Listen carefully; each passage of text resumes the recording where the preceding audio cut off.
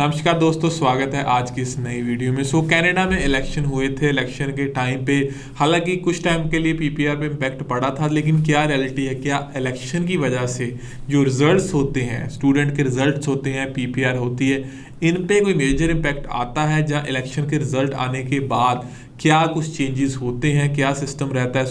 आपकी जो कन्फ्यूज़न होगी उस वीडियो में पूरी दूर हो जाएगी। आप वीडियो को एंड तक देखें। एंड स्टूडेंट वीज़ा की एप्लीकेशन के लिए, कनाडा स्टूडेंट वीज़ा एप्लीकेशन के लिए आगे चल के जनवरी बहुत लिमिटेड है, मई जो इनटेक है वो भी ओपन है और फिल हो रहा है जल्दी। इवन ओपन क्या है, जल्दी क्लोज होने वाला है।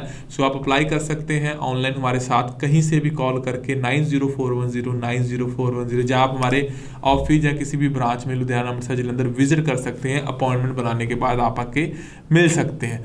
यहाँ पे क्योंकि इलेक्शंस अनाउंस हुए थे और हर जगह ये बात चल रही थी कि इमिग्रेशन के ऊपर इसका इम्पैक्ट पड़ेगा, रिजल्ट्स वगैरह के ऊपर इम्पैक्ट पड़ेगा, IRCC जो है अब रिजल्ट कम दे रहा है, स्पीड कम कर दी है। तो देखिए, इस पैटर्न को अगर आप समझते हैं तो एक्चुअल में जो स्पीड का कम होना है, अगर हुए थे, जो आपको पता है कि पीपीआर थोड़े स्लो हुए थे, तो आप इसको इलेक्शन से ज़्यादा लिंक नहीं कर सकते। क्योंकि देखिए, इंडिया में सिस्टम और होता है। हमें लगता है कि जो सरकारी जो एम्प्लॉयज़ होती हैं उनकी ड्यूटियां लग जाती हैं इलेक्शन में, ये वो सिस्टम तो इंडिया में ज़्यादा ट्रेंड रहता है, लेकिन वहाँ पे ये इतना ज़्यादा ट्रेंड नहीं होता। तो कोई IRCC का वीज़ा ऑफिसर वो कोई इलेक्शन ड्यूटी में नहीं जाता। तो मतलब ये जो इम्पैक्ट प्रोसेसिंग का होता है, ये टाइम टू टाइम वैसे आता रहता है। हाँ, थोड़ा बहुत होता है, क्योंकि आप ये कह सकते हो कि कई गवर्नमेंट के जो काम होते हैं जो कंप्लीट नहीं हो सकते, क्योंकि गवर्नमेंट के ऑफिशियल्स भी बिजी हैं, तो वो थोड़ा सा इम्पैक्ट जो हर जगह पड़ सकता है, लेकिन कोई मेजर इम्पैक्ट इसका आपकी प्रोसेसिंग के ऊपर नहीं पड़ता। ऐसे तो अगर इलेक्शन की वजह से महीना IRCC बैठा रहेगा तो लाखों एप्लीकेशन बैकलॉग में और इकट्ठी हो जाएगी। तो प्रोसेसिंग तब भी चल रही थी, अब भी चल रही है। अब इलेक्शन आउटपुट का क्या इम्पैक्ट पड़ता है? देखिए, इस चीज़ का इम्पैक्ट पड़ता है वीज़ा प्रोसेसिंग के ऊपर।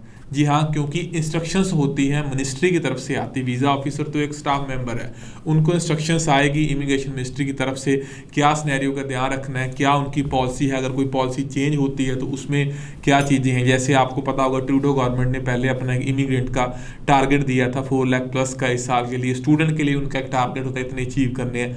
तो ये जो गवर्नमेंट है, ये दोबारा से जो आ चुकी है गवर्नमेंट, इनका जो फोकस होता है इंडिया के स्टूडेंट के लिए काफ़ी पॉजिटिव वे में होता है। तो यस, आगे चल के भी और कोई पॉलिसी में अभी मेजर चेंजेस नहीं आनी, स्टूडेंट के लिए कोई ज़्यादा बड़े चैलेंज नहीं आने। अब चैलेंज छोटे मोटे तो है कोविड की वजह से, लेकिन इमिग्रेशन के मामले में, स्टूडेंट वीज़ा की रेशो के मामले में, नंबर ऑफ एप्लीकेशन अप्रूव करने के मामले में कोई मेजर डिफरेंस नहीं आएगा। तो आप ऐसा समझ लें कि इलेक्शन हुए ही नहीं है। तो आप इस पैटर्न में जो पॉलिसीज चल रही थी, जो उनके प्लान थे, वो उसी को कंटिन्यू करेंगे, क्योंकि उन्होंने सोच समझ के कुछ प्लान बनाए थे, कुछ टारगेट रखे थे।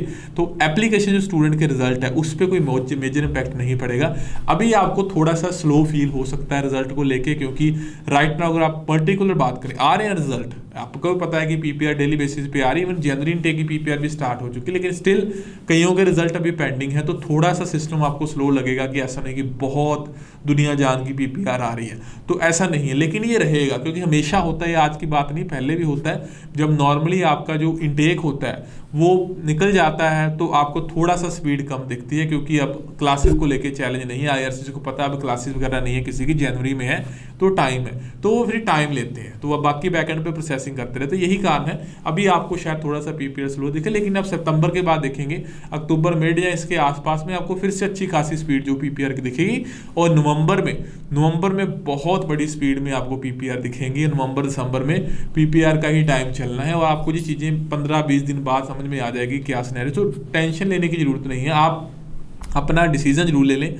डेफर कर चुके हैं तो सितंबर के तक रिजल्ट नहीं आता, तो आप जो अपना डेफर्ड जो होता है आपका LOA, उसको अपडेट जरूर कर लें। क्योंकि मैं हमेशा कहता हूँ, मैं आज फिर से लास्ट में कहता जाते हूँ, बच्चे कहते हैं कि अपडेट नहीं करना, कंसल्टेंट मना करता, आपकी और आपके कंसल्टेंट की बात है। हमारे केसेस पे तो हम बता सकते हैं क्या सिनेरियो। तो यहाँ पे देखो, कोई इशू नहीं है, आप मत करो अगर नहीं करना चाहते। लेकिन अगर रिजल्ट आना होता, क्लासेस सितंबर की आपकी है, तो सितंबर में आ जाता। तो अब सितंबर जब निकल जाएगा तो LOA अपडेट करने का फ़ायदा है नुकसान से ज़्यादा, क्योंकि आपको डर हो सकता है कि क्यू में फाइल चली गई, वो चली गई है, अभी तक नहीं आया तो क्यू में बैठी हुई है, टाइम लेना उसने। तो LOA अपडेट करने से आपका जो वीज़ा होता है, आप ध्यान रखें, वीज़ा कोर्स के हिसाब से आता है।